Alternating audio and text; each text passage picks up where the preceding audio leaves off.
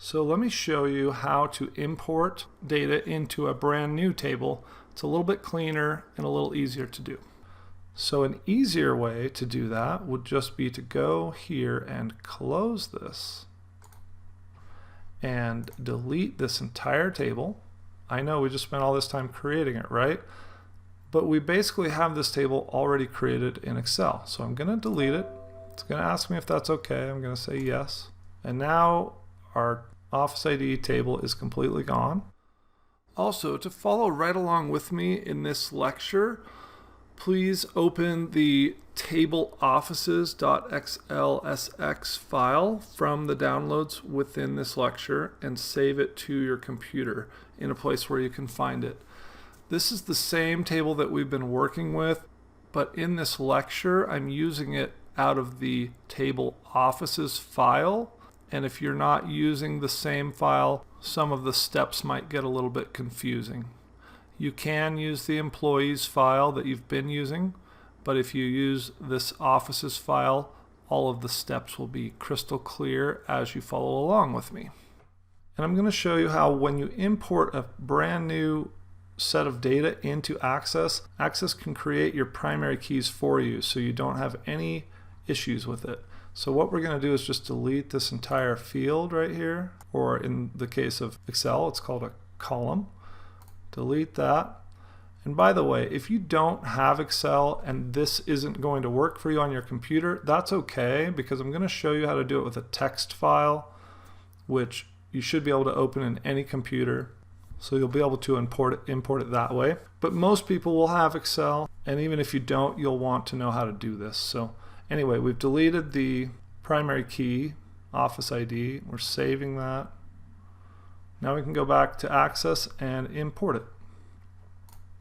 So in Access, our Office table is completely gone because I deleted it. So I'm going to go to External Data, Excel again. We're in the same wizard, but now instead of going to append a copy, we're going to leave it on Import Source Data. And we're going to browse to our location. And I'm going to search by table office, and there's my spreadsheet in Excel.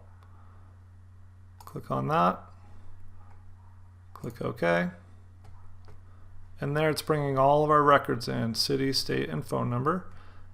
But you'll notice it's a little different now. It's giving us the option to select the first row as headings, and we definitely want to do that because it doesn't have a matching table in Access. So it doesn't know that these are the headings. So we're definitely going to tell it that they are. See how that changes now.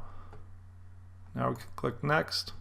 And now it's, again, because we're not appending this, so it doesn't recognize these as exactly the same as an existing table because we have no Office table. It's going to ask us to assign some properties to each of these fields. So the first choice is, well, we have the field name, and then you can have the data type. It's going to default to short text, which is great because that's what we want. And then for index, you can choose to have duplicates okay, to have no duplicates, which would be more similar to a primary key, or you can just have it not indexed. And we're going to click no for now.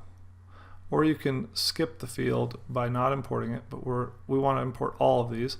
So we're going to go to state. Same thing, short text, no. Phone, short text, no. Good. So that's all we really need to do for that. Click Next. Now it's going to ask, do you want access to assign a primary key? And we're going to leave it on yes. You could go here and we could select our own primary key, but we don't have one in here and we want it to start doing an auto number. So we're going to do that. And I'm actually noticing it's got a couple of extra blank rows here at the bottom, and it's assigning primary keys to that, and I don't want to do that. If your wizard is not showing these extra records down here, it's because I fixed it in the Excel spreadsheet that you downloaded. So you can just keep going, but you can still follow along with what I'm about to show you because it's good to know if you do run into this problem, how to fix it. So I'm going to quickly cancel out of this.